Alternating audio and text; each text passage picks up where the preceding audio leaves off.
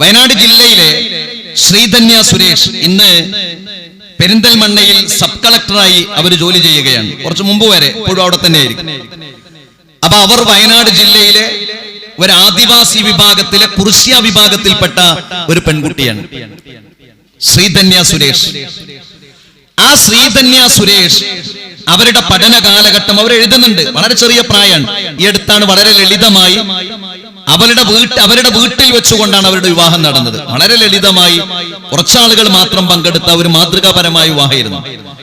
അവർ പറയുന്നുണ്ട്, ചോർന്നൊലിക്കുന്ന എന്റെ വീട്, ചന്തയിൽ പോയി അമ്പും വില്ലും, കുട്ടികൾക്ക് വേണ്ട അമ്പും വില്ലും ഉണ്ടാക്കുന്ന ജോലിയായിരുന്നു അവരുടെ രക്ഷിതാക്കൾക്ക്. മങ്ങാടിയിൽ ഇരുന്ന് ഇങ്ങനെ അത് വിൽക്കുന്ന സാധാരണക്കാരായ അതിസാധാരണക്കാരായ രക്ഷിതാക്കൾ. അവരവരുടെ പഠനകാലം പറയുന്നുണ്ട്, വീടിങ്ങനെ ചോർന്നൊലിക്കും.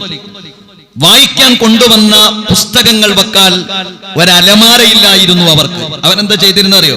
അത് 2-3 പ്ലാസ്റ്റിക് സഞ്ചികൾ എടുത്ത് അതിനുള്ളിൽ ആ പുസ്തകങ്ങൾ വെച്ച് അത് കെട്ടിവെച്ചിട്ടായിരുന്നു മഴ വരുമ്പോൾ തന്റെ പുസ്തകങ്ങളെ സംരക്ഷിച്ചിരുന്നത്.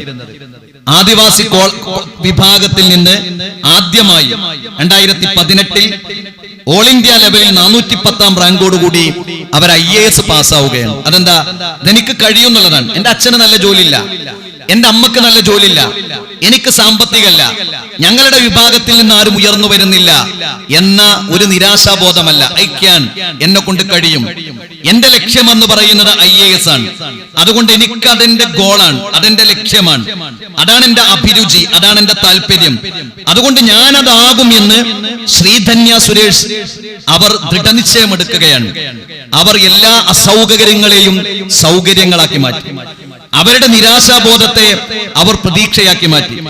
അവരുടെ ജീവിതത്തിലെ നെഗറ്റീവുകളെയൊക്കെ അവർ മാറ്റിവെച്ചു. പോസിറ്റീവുകളെ കുറിച്ച് മാത്രം ചിന്തിച്ചു. അവർ IAS എന്ന ലക്ഷ്യം അവർ നേടിയെടുത്തു. നമുക്കൊരു ഗോൾ സെറ്റ് വേണം. നമ്മൾ അപ്ഡേഷൻ ഉള്ള ആളുകളാകണം. എനിക്ക് കഴിയുമെന്ന ബോധമുണ്ടാകണം. വളരെ പ്രധാനപ്പെട്ട ഒന്നാണ്.